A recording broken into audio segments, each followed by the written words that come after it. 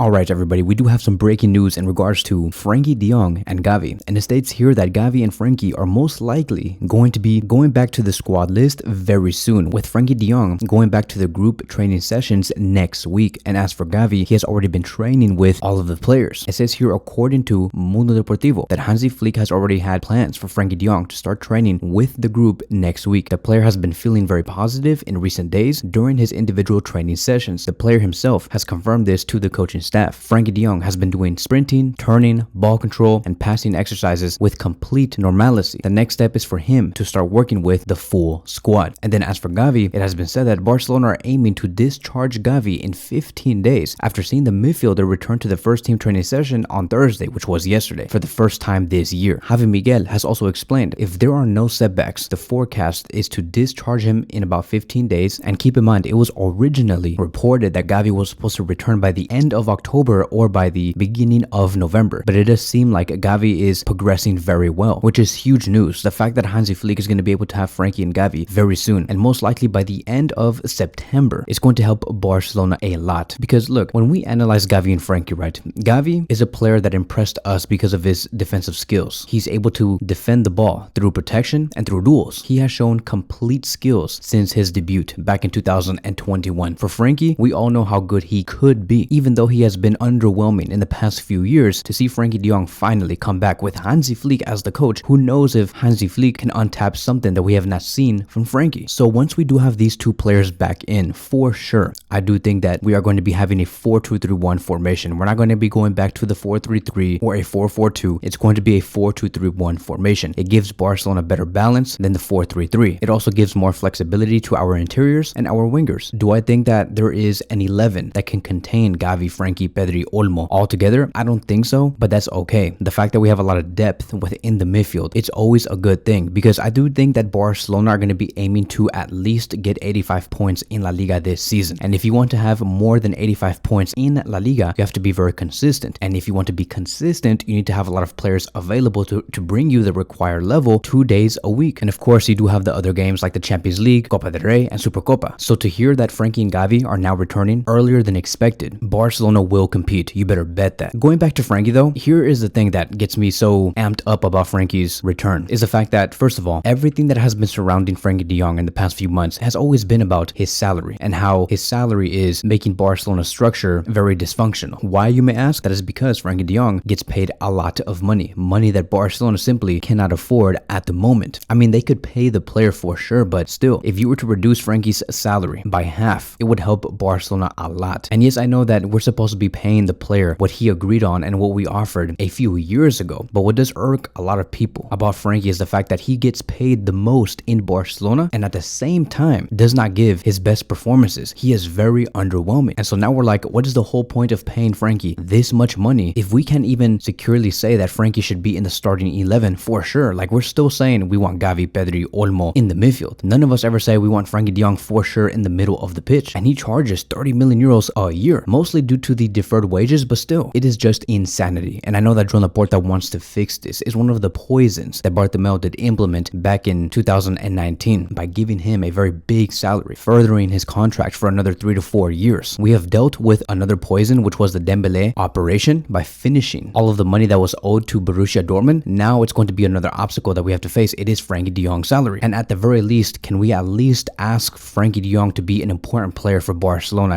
And that is why I do hope that everybody here can support Frenkie, and that Hansi Flick can get the best out of Frenkie, because at the very least, give us that. Give us great performances. When we face against Real Madrid, when we face against Atletico Madrid, we want Frenkie to be the MVP because he can simply handle it. He's the captain. He's 27 years old. He's been here at Barcelona for 5 to 6 years, more than the majority of the players that we have right now in the starting 11. It makes complete sense for us to demand such level, but we have yet to receive that. And that is what we do want to see this season. And in a very ideal world, if Hansi Flick can get Gavi to his prime and Frenkie to his prime, with Pedri and Olmo also being in the mix, we are going to be dreaming. It's going to be reality, but it's going to feel like a dream if Hansi Flick can really make these two players click with the other players, because having Gavi and Frenkie gives Barcelona a much different dynamic to the squad. And now going back to Gavi, right, with Marc Bernal now being out for a whole year, which is exactly what Gavi has been through in the past 9 months. If Bernal was still here with us, I would have said, you know what, okay, Gavi's returning, that's fine. Maybe let's give him a few months for him to really recover. It's okay if Gavi Gavi does not return to his best for the whole rest of the season because we have Marc Bernal, but with Marc Bernal now being out, the demand for Gavi's level is going to be much higher. I understand that, yes, he came from an ACL injury. We have to take it easy on him. I understand that. But Gavi's prime self is very important to what Barcelona want to do this season. Like his defensive duels, his interceptions, his tackles is going to be massively important if he can recover that level. And yes, of course, Frenkie de Jong is also going to be having his own importance. We need a player that can be a great first receiver on the ball, right? When Ter Stegen has the ball and he has to pass it to one of the players, whether it's Koundé, Araujo, Christensen, Inigo Martinez, Kubarsi, Balde, whoever it may be, right? The one player that can be counted on and is a great first receiver, it is Frenkie de Jong. So Frenkie himself is going to have importance. Everybody's important. Every player that we do have, we need them. I also remember there was a game between Barcelona and Real Madrid last year under Xavi Hernandez where Bellingham was playing, and I remember we had Frenkie and Gavi in the squad. In that game, Gavi and Frenkie showed great defensive skill sets against Bellingham. It was a very crucial match, and we need that, especially with Gavi, because Gavi really does give me that Mascherano style. Like when Gavi knows that he's going to be facing a very top midfielder, whether it's Bellingham, whether it's whoever, right? A world-class midfielder. When Gavi knows that, he likes to show up and he makes sure that midfielder is fully covered. So you better bet that Gavi is going to be returning and starting within the 4-2-3-1 system. Now the question is going to be, is Gavi going to be a player that replaces Pedri in the number 8 position, or is he going to be a player that replaces Dani Olmo in the number 10 position? And to me, if you ask me, I say neither. You cannot move Pedri and Dani Olmo unless either of those two players are injured. Gavi will most likely play behind Pedri. And Frenkie, it's the exact same thing. Frenkie de Jong most likely would either compete for Gavi's position or Pedri's position. If one of those two players are injured, Frenkie will take on that role. Frenkie de Jong can't play in Pedri's role and also play in Gavi's role. It just all depends on what opponent we do face, who's healthy and who's not, and who's on form and who's not. So here's going to be the last few things I want to say about these two players. With Gavi, he's going to be fine. He's going to find his own way when he returns. I know that his mentality is going to take him all the way forward, and Hansi Flick is really going to be appreciating what he brings. As for Frenkie de Jong though, I can sense that there is more pressure on him, and I think that it's up to us as the Barcelona fan base to support Frenkie de Jong. Let's forget about, oh my god, that he does get paid 35 million euros and that he gets paid this amount and that is destabilizing the club. Like, yes, okay, we know that, right? But let's forget about that for a second. Let's just focus on football, what Frenkie could bring, because I think that Frenkie de Jong really does need that, and we need that. Frenkie needs to be at 100%. We need to support Frenkie. There is no reason for us to say Frenkie de Jong should be out, he's trash, he gives us nothing. No, we cannot say that, okay? If you're watching this video, you make sure that you defend Frenkie. In case anybody says that on X or on YouTube, you make sure you defend him until the very end, until the season is over, because nothing good comes from us saying that Frenkie de Jong should leave. We must say that Frenkie de Jong has the capacity to succeed this season, because it's a win-win for Barcelona. If Frenkie de Jong performs well, Barcelona performs well, and we have